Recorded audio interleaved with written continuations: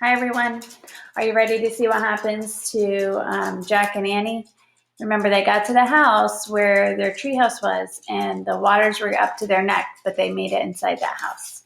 And chapter 5 is called Rose and Lily. So let's see what happens. Jack and Annie staggered into the house. They were both shaking. Their shoes and stockings were gone.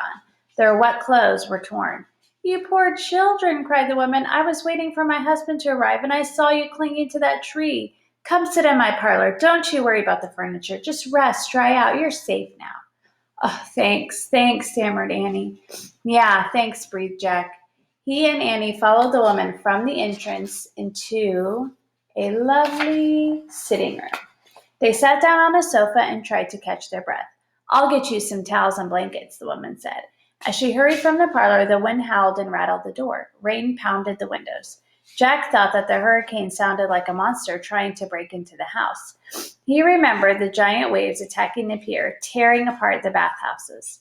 I still have our necklace, Annie said, panting. Good, said Jack. He had his knapsack too. He looked inside. The Texas book was ruined. Before he could tell Annie, the woman came back carrying towels and 2 quilts. She handed the towels to them, and Jack dried his hands and face in hair. The woman wrapped 1 quilt around Jack and 1 around Annie. My name is Rose, the woman said, sitting down, and you must tell me who you are. I'm Annie, and he's my brother Jack, said Annie. We're visiting from Pennsylvania. We just escaped from the waterfront, said Jack. The waves got super high. So where are your mother and father? They're, Jack didn't know what to say. They're at Tremont House Hotel, said Annie. I know they're safe. Oh, but they must be so worried about you, said Rose. I wish they knew you were safe with me. A baby started crying upstairs. That's my daughter. I'll be right back, said Rose. She hurried up the stairs. Rose is so nice, said Annie, and she's really strong. She pulled both of us in. Kalia wants down. Let's see. Right, said Jack. He was relieved to be in Rose's nice house, but he was worried about the others still out in the storm. We have to help more people, he said. I know, said Annie. We'll just rest here for a minute and figure out what to do. Rose came into the room with the baby in her arms. Lily, meet Jack and Annie, she said. Lily looked like she was about a year old. Hi, Lily, said Jack and Annie together. Lily stared at them with huge brown eyes. She had dark curly hair and rosy cheeks. Oh, she's so cute, said Annie. The howling wind scared her, said Rose as she sat down with the baby. So what did you see out there? Huge waves, said Jack with a sigh. They covered everything. The streets got flooded fast. Everyone was trying to escape. Oh my, said Rose. My husband Lucas should have never gone to work this morning. I told him. Well, where does he work? At a music store that's just off the boardwalk, said Rose. I've been expecting him to arrive home at any minute. And here are Jack and Annie sitting on the couch.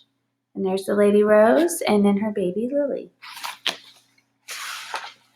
Rose stood up and walked to the window and looked out.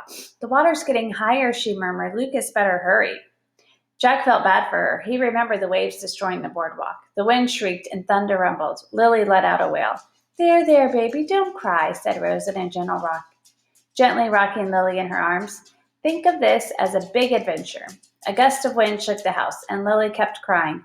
Hush, baby, hush. Papa will be home soon, she said, and she started singing to Lily. Hush, little baby, don't say a word. Papa's gonna buy you a mockingbird. And if that mockingbird don't sing, Papa's gonna buy you a diamond ring. Lily stopped crying and looked at Rose. Papa, she whimpered.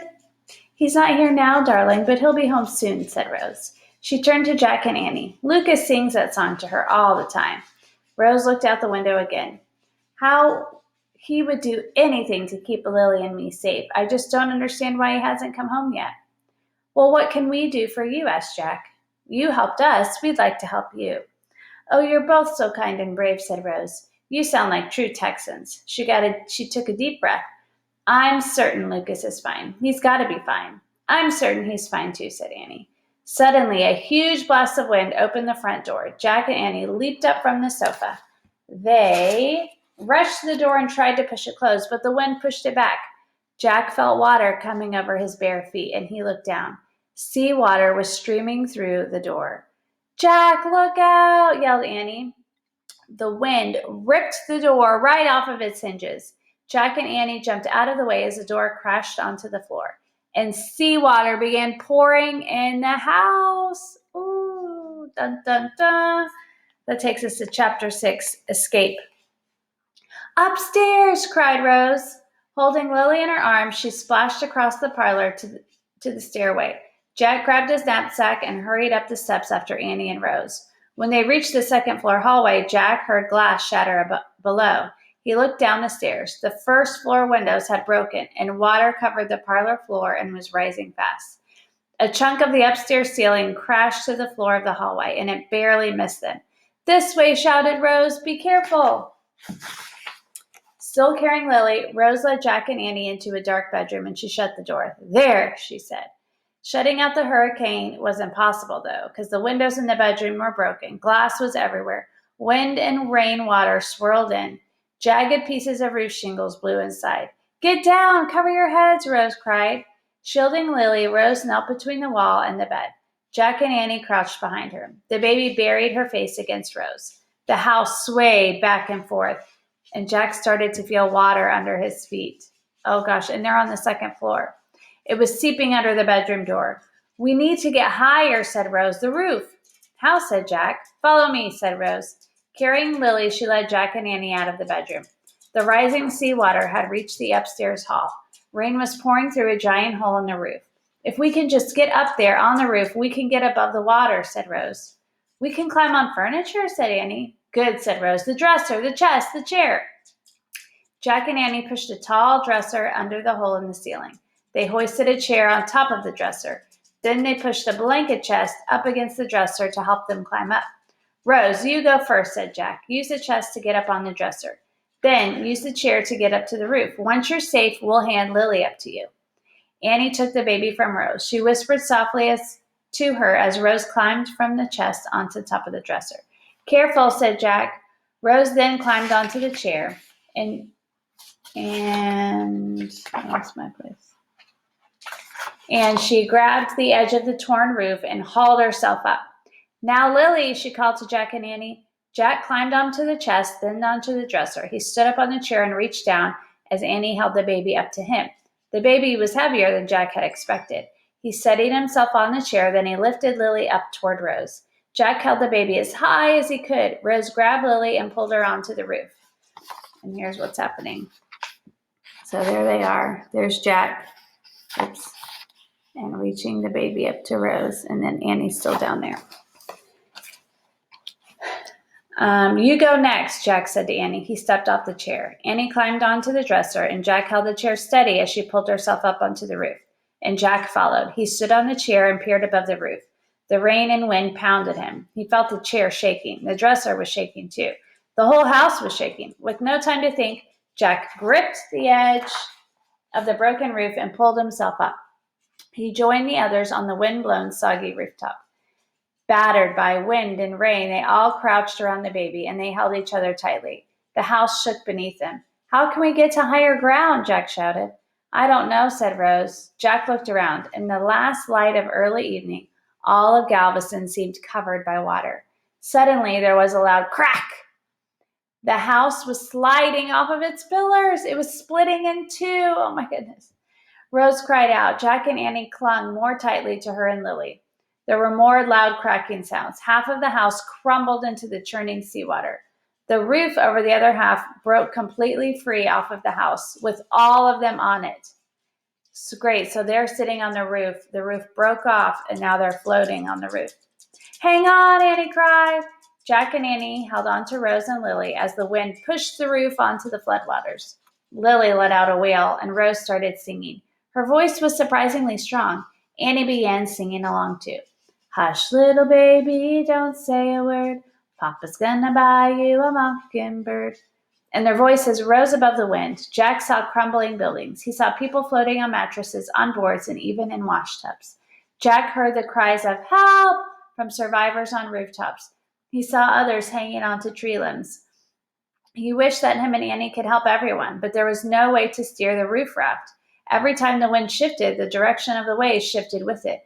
The rooftop kept turning and moving with the storm waters. Lily finally fell asleep. Rose and Annie stopped singing. Where are we? Asked Annie. Rose looked around in the dim light and she gasped, The Gulf! I think we're headed towards the Gulf. The Gulf? You mean we might end up in the ocean? Oh no, said Annie, but the wind shifted again and the water current changed. The roof spun around and began moving in another direction. Jack didn't know what to do except hold on to the others. Are you both all right? Rose asked. I'm good, said Jack. Me too, said Annie. Are you okay, Rose? I don't know, she said. I can't figure out what to do. There's nothing that we can do. We just have to wait for it all to end. I think you're right, Annie, said Rose. Adrift on the black floodwaters, the roof raft rose and fell with the waves. Storm wreckage crashed against it, but the current just kept pushing the raft through the wreckage. Jack and Annie held tightly onto Rose as she cradled the baby. Drifting through the storm, they all rocked back and forth together.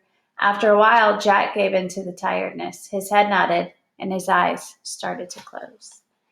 And that takes us to chapter 7. Oh, the name of this chapter is good. It's called A Safe Place. So that makes me feel better. So poor Jack and Annie, right now they were in that house. The water started coming in the house, so they had to climb all the way up and get on the roof. Well, then part of that roof lifted up, and now they're it's like floating on they call it a roof raft. It's the part of the roof that lifted up, and that they're just floating along on the water on this raft. So hopefully next chapter gives us some hope, a safe place. Hopefully that roof raft will land somewhere safe. Whew, this book is making my heart pound every time I read it. I don't know about you, but all right, we'll tune in tomorrow and hopefully we can find out where Jack and Andy land, and hopefully it'll be a safe place. All right, talk to you later, friends. Love you. Bye.